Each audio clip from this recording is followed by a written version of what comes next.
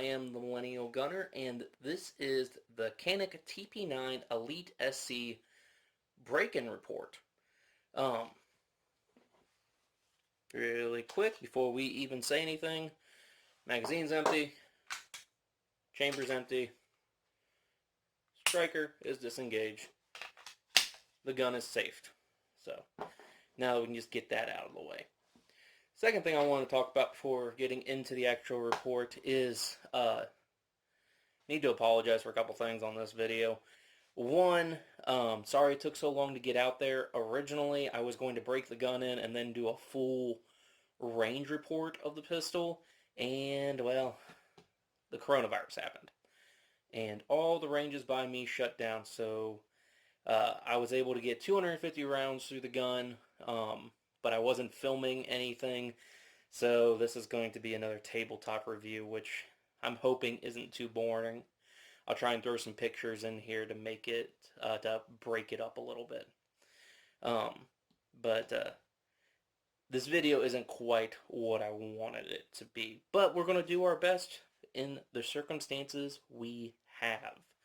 But this is the Canik Tp9 Elite SC. If you haven't gotten the chance, go back to the unboxing video. I have a lot of information about the gun, just like all the specs and stuff. For this video, I'm just going to be talking about my shooting experience and the break-in period of the gun, so I'm not going to be going into any of the exact specifications. That's in the other video. Alright, one last thing before we get into it. A lot of you guys have been asking about what holster I ordered. In the last video I said I wouldn't be using the holster that came with it just because I wanted something more comfortable. And this is the holster. This is the Crossbreed Freedom Carry holster. I really like Crossbreed holsters. I'm not affiliated with them at all. I just think they make a really awesome product. This one has some really stiff leather, and the back is, it's still leather, but it's a lot smoother than most leather I have picked up. Now, as you've noticed, this is also it's a hybrid holster, meaning it has a leather back and a Kydex, actual sheath for the gun. I really like this design. It's comfortable, but yet it doesn't squish down, which you don't want in your in-the-waistband holsters. And it's really comfortable. This is the most comfortable holster I have ever worn, and I love it. I will admit I was a little worried in the beginning about just having one clip on the holster, especially since it's a pretty standard size clip for Crossbreed, but it holds onto my belt really firmly. I've never had this holster slip out of my waistband or anything like that. And I've been carrying this gun pretty much every day since I got it, so for 2 months now. But really like this holster. Alright, now let's talk about what you guys actually came to the video to discuss. The break-in period for the SC here. What is the break-in period? For me, I've noticed that if most guns are going to have problems, specifically persistent problems, you have to get 250 rounds through it first to figure out if it's a lemon or not. So I always shoot 250 rounds through my guns when I first buy them, and typically off of that I can judge if it's reliable or not. With this gun, I can happily tell you it's going to eat anything you feed it. I fed several different types of ammunition through it. Starting out with this stuff, the PMC bronze box. This is actually some really good quality ammo. If you're into reloading, like my grandfather is, he says this is some super good brass. I'm personally not a reloader, but I know how much he reloads, and he likes this brass a lot. But really good quality ammunition. I almost never have problems with this stuff, so I didn't expect any issues, and I didn't have any. I shot 50 rounds of that. Then hopefully I'll have a picture brought up. I shot 50 rounds of Remington range ammunition. That was a first for me. I've never used that particular brand before, but it's also some pretty high quality ammo. Um, it uh, it looked really nice, but I didn't have any issues with that either. Um, I also used Federal American Eagle, which everyone likes that ammunition. I mean, it's what Hickok shoots all the time, and I did not have any issues with that. Um, and then for the hollow points, I shot 50 hollow points of the SIG V Crown, 124 grain. That is what I shoot in my carry pistols, especially when they're double stack. I have one pistol that I carry that I don't shoot that through, but that's a completely different video, and there's a very specific reason why I don't shoot um, that ammunition through that pistol. But the V-Crown hollow points worked really well. I didn't have any jams or malfunctions with that either. This gun literally eats whatever you want to feed it, and that is awesome. I cannot say that was the case for my Taurus. My Taurus did not like Fiocchi ammo at all, but this one eats it all. Moving. Oh yeah, I'm sorry guys. I forgot there was one last ammo that I shot, and this was the one I was really expecting. I really want to talk about this because I was really expecting this to be a issue, um, and it wasn't. I shot this stuff. Yeah, I know. A lot of people hate this stuff, but I'm a poor millennial, and when I want to shoot and I don't have a lot of money, this is what I buy. The Winchester USA Forged. Um, it is a steel-cased ammo, which, if you're going to have issues in your gun, it's probably going to be through steel-cased ammo. Just how modern a lot of pistols are designed.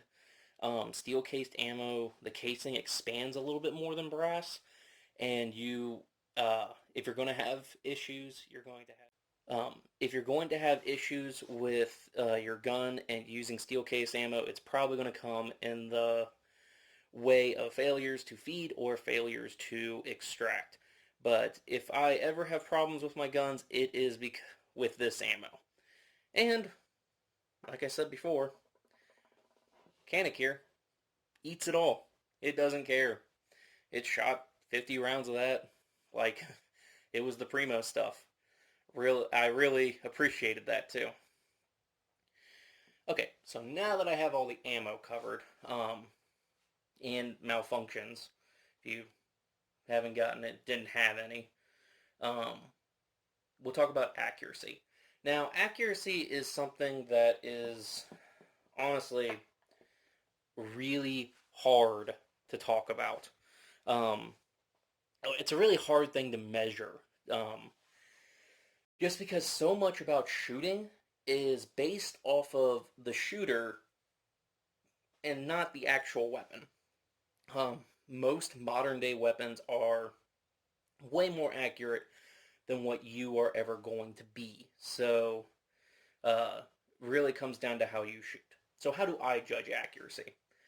Well, hopefully I'll have a picture up here. I take a 7x9 target and throw it out to 25 yards and see how many shots I can keep on the target. 25 yards is way further than what you will ever shoot. Well, I'm not going to say that. It is statistically unlikely that you will shoot that far in a self-defense shooting. I'm not going to say it's impossible because there are plenty of cases that prove that statement wrong, but statistically it is unlikely. I do it because I like shooting far distances, and it is a really good test in accuracy in my mind, both for me and the pistol. So hopefully, if that picture wasn't already up, I'll bring it up again. For the 7x9 target that I used this time, I was also testing the extended mag here, which is a 15 round magazine, and I had one in the chamber, so 16 total rounds. and I brought it up from a low ready and tried to shoot in under 30 seconds. Um, and I got 15 out of 16 on the 7x9 target at 25 yards, and that's a pass for me.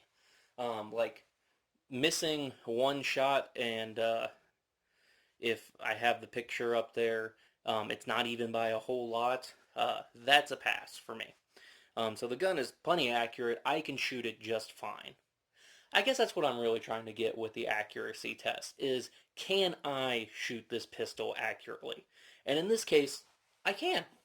I really encourage you guys, if you have a new pistol or your current carry pistol, go out and just see how far out you can shoot it.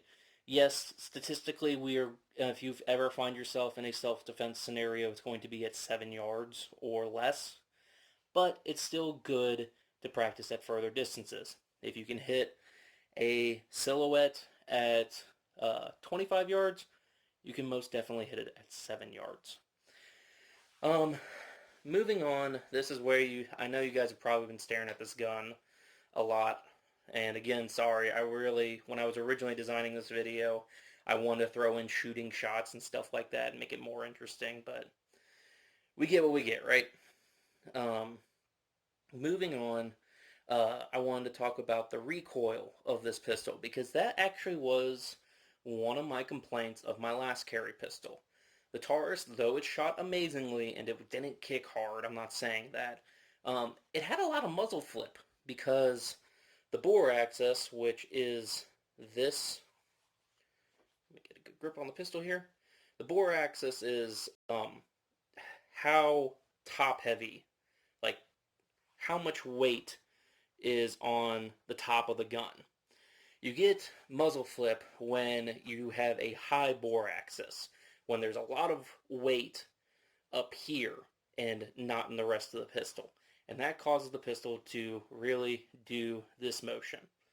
And in the Taurus, it wasn't really an issue, but it was more than what I expected. And it took me just a little bit longer to get used to it. And I didn't have quite as quick a follow-up shots. With the Canik here, that's not a problem. It has, I can't say it has a particularly low bore axis, because to me it really doesn't look like it does, but it's either the grip angle or just something about it. The pistol comes more, when you fire it, it just stays more level. It does not have a whole lot of muzzle flip, and the recoil in it is fairly minimal for a 9mm in this size. Like, honestly, I've been able to shoot this out to 30 yards in pretty quick section, and normally I have to shoot a full-size pistol to do that. Part of that is because of this awesome trigger. That I will talk about that. I thought this trigger was good with just like sitting here and dry firing it like so. It just feels amazing. This trigger is the bomb. This is the best trigger I have ever shot of a stock gun. And previously that was held by the SAR-9, and it makes me sad because I love this SAR-9, but the Canik has a better trigger in my mind. It has especially when you're actually like shooting it with live ammunition, the reset is super short, it's very crisp, it is just a really good trigger in a factory gun. Overall, I'm extremely impressed with how the pistol has performed. It's been great to shoot. Can't wait for the ranges to come out, or like to open back up, so I can really run it through its course, like really try to see what I can do with it. Maybe try and see if I can get some 50-yard shots in there, on how quickly I can do follow-up shots. But for a break-in period, I am extremely impressed with this little gun. I highly recommend it, and it has successfully replaced, it's replaced the G2 as my daily carry. I have some other jobs that the G2 will probably still be found on my belt every now and then, particularly when I'm hunting, because I'm really hard on my guns that I hunt with. But this is the new EDC pistol, and I'm really happy with it. But guys, that's all I got to say on this. If you enjoyed this video, even as boring as what it was, give me a thumbs up. I really appreciate it. Or if you're watching it on Facebook, like it for me. Consider subscribing to the YouTube channel or liking me on Facebook or any of my other social media accounts. I'll leave all the descriptions below. If you're wanting more content, I'm also going to leave links to my blog and my podcast. I talk a lot about some of the more technical points of guns in my podcast. I'm currently finishing up a shotgun series right now. And in the blog, I write articles about just carrying every day and my experiences shooting my firearms, either through the range or hunting or competitions. It's all, I write articles about all that on my blog. But again, thank you guys for taking the time to watch this. It means a lot to me. Oh, one last thing. I almost forgot. I recently got a affiliate sponsorship with USCCA. They are a legal company that provides insurance for us gun owners. If we ever find ourselves in a scenario where we have to carry a gun or we have to use our gun, their insurance helps you get a lawyer, helps you make bail, all that stuff. I'm going to leave a link in the description for you. Please go check them out. If you get a subscription with them, it goes to help me make more and better content, so you're not stuck here looking at a table all the time, hopefully. But if you could give them a look, I would really appreciate it. That is actually everything now, I promise. I'm done boring y'all to death. If you've made it this far, thanks, I really do appreciate it. But get good, be unsatisfied, stay chill.